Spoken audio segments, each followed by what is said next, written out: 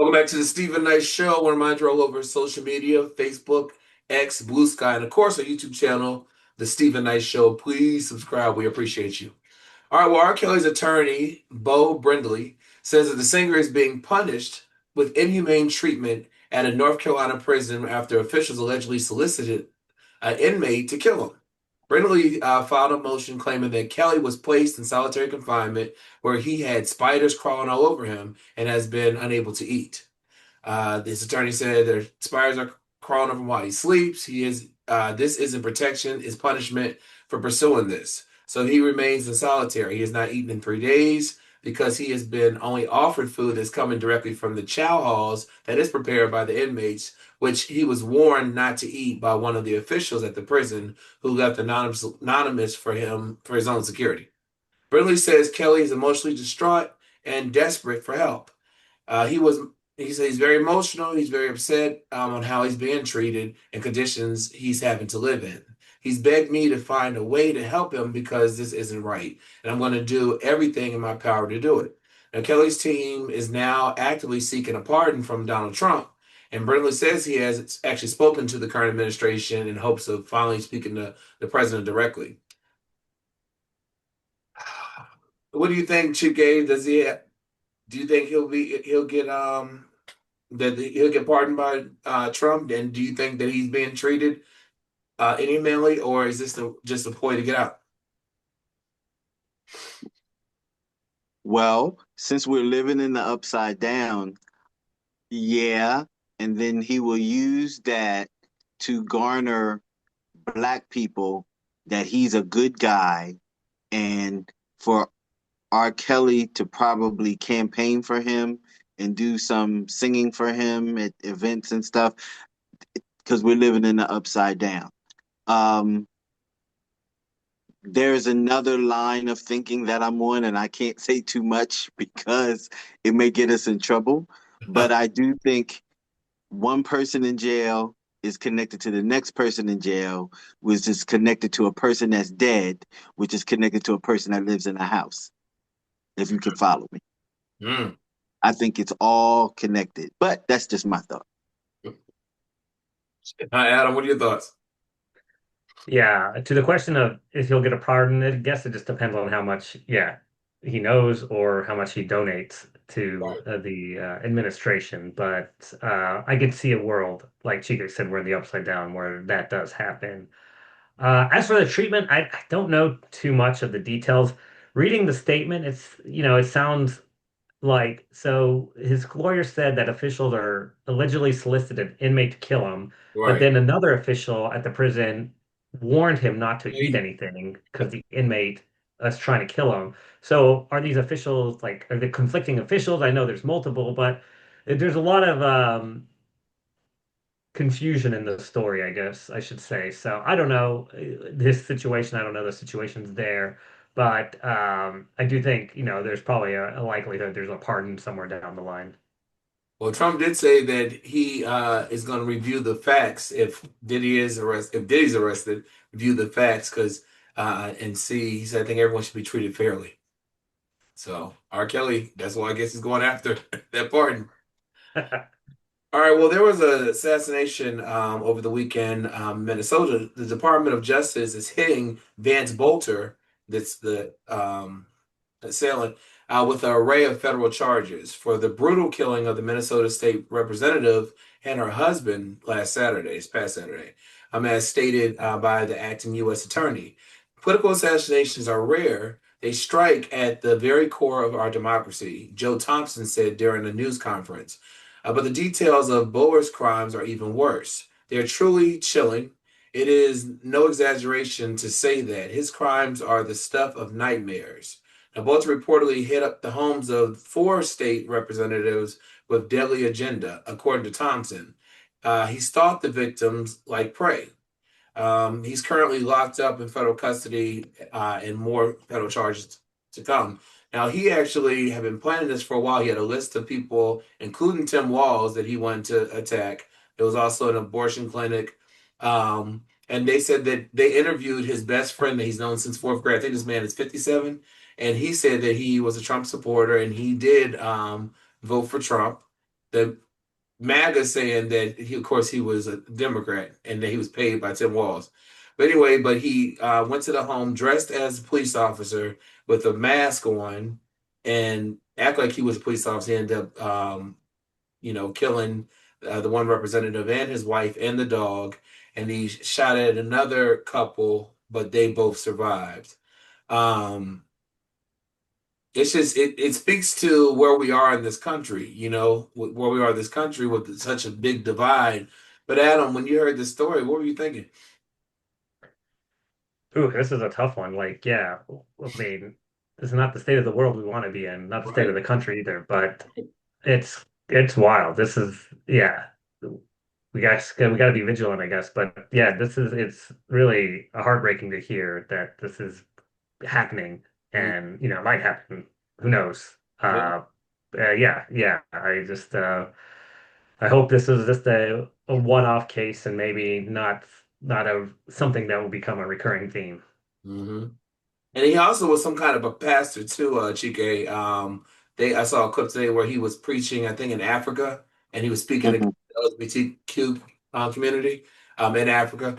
Um, how do you go from pastoring to murder? But Chike, what are your thoughts? Heinous. Just it's the worst. It's the worst possible scenario that you can see come out of all of this mess. Yeah. And it's in the direction that some of us thought that it would start to go. Um, I joke around a lot and I say we need Batman, but it makes you want to protect yourself in different ways. Yeah. And I want to bring up something publicly because I've been having an issue with this. Um, I have a problem with people of authority approaching you in the name of the law with a mask over their face. Thank you. No one's the Lone Ranger. Like, what are we doing? You need to identify yourself clearly because I'm going to tell you straight up. If you come approaching me aggressively with a mask on your face, you're not going to get what you think you're going to get. Because my first mind is about something else. It's not about protect and serve. Hmm. And so I say that to say this man showed up at a doorstep pretending to be a police officer. If there's a law stating that people of authority cannot conceal themselves to be, in an authoritative capacity, that presents an issue. You know what I'm saying? He presented himself as a cop and he has a mask on. Well, if the cops aren't allowed to do that, then he couldn't present himself in disguise that way. Right. Yeah. And just like these ICE agents who are running around mad, No, and nope. Christy Nome says it's to protect their identity because Why? of their families. Why? Yeah, You're a she's public. full of You're a it public too. servant. We pay your bills. Right. Why? Right. It's all, yeah. Yeah.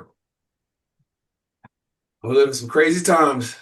All right, well, our final story. So, the skulls of 19 Black Americans who died in a charity hospital in New Orleans between 1871 and 1872 were sent to Germany for unethical research tied to now discredited pseudoscience called preology. Phrenology. Phrenology, thank you. This so-called science falsely claimed that a person's intelligence, behavior, and moral character could be determined by the shape of the size of their skull. Now, the remains were held in help me with it. What's that? Leipzig. Leipzig University over 150 years until a recent reparation effort brought them home. All 19 individuals are believed to have died of natural causes at the charity hospital, which served people of all races and classes during the time of intense white supremacist oppression in the South. The hospital permanently closed following the Hurricane Katrina in 2005. New Orleans honored the victims with a jazz funeral before they were finally laid to rest. I'm telling you, some of these deep South, especially like New Orleans and places like that, I mean, stories like this we didn't hear about. Chike, what are your thoughts on this? I mean, there's a lot more things that have happened and that go on. Yeah. And if we will look at what's happening today, you'll know what happened then, so we don't get some of those stories. Hmm. Like actively right now, they're trying to erase Harriet Tubman Yeah. actively right now. Yeah. Yeah. So, you know, it's up to our culture to keep the stories alive, and we know what's up. Mhm. We all know what's up. Your grandmom talk to you, your aunties talk to you, your uncles, your pop talk to you, and we need to talk to our children and Yeah. tell them these stories so that they'll know where they come from and what stuff has happened in the past to understand why we are where we are now. If you don't know the past, then it can happen again.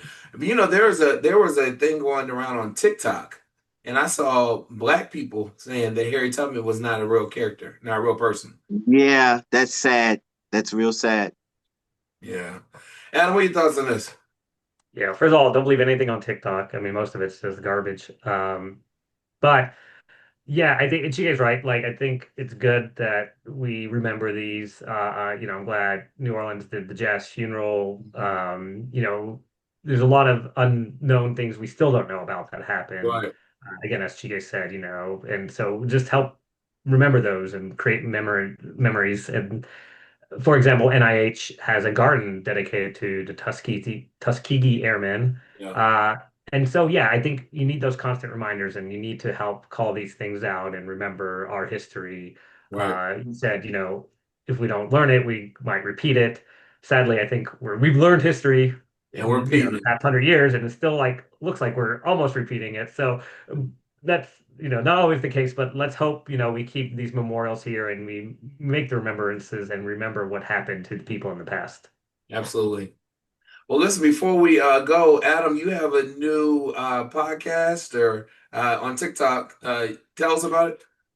Yeah, yeah. So it's called Rewind and React, and it's basically a music video review podcast. So a friend of mine and I, we go in and we talk about different music videos, or we'll pick an artist and we'll pick a bunch of music videos from them and then talk about it, or we'll do just like a one-shot episode.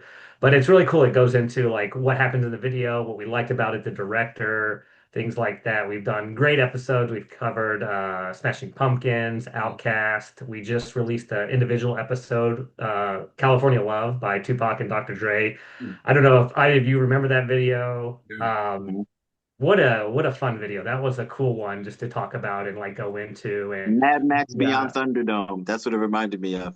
Mhm. Yes, and that's what it was an homage to. And we Mhm. in the discussion, and I'm releasing clips on TikTok, just kind of various parts of our discussion. But I didn't know that video was the idea for that video was from Jada Pinkett. Oh It was yeah. Mm. her Saw idea. that on your She video. was going to direct, and this is directly from the TikTok. And then there's a biography out there that said that like Will found out because she was dating Will at the time, and he didn't want her probably because they had a close relationship, Jada and Tupac.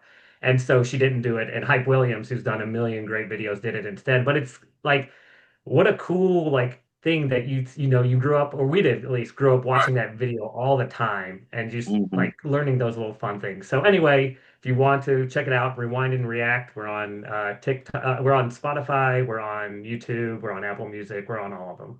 Yeah. Well, Nice. let's lay some conversation with Chike Evans. You've been doing some things. Well, yeah, I got some things brewing, things coming up. I think this Friday I'm talking to Ricardo Grimm. He's a gothic trap hip hop artist. Yeah. We've had him on the show before. He's coming out with some new music, so look for that on Friday at 7 p.m. Okay. Great work, guys. Well, listen, we'll take a break, come back. Same team, movie reviews right back after this.